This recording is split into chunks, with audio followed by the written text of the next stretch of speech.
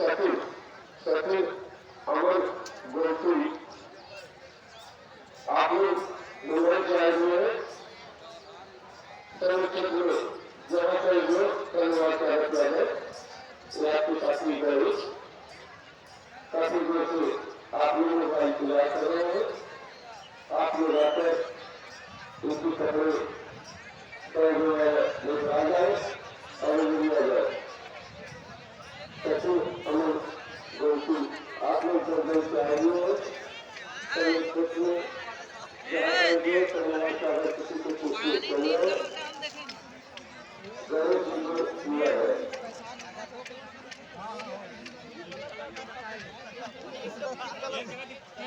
कहीं नहीं दिखता है।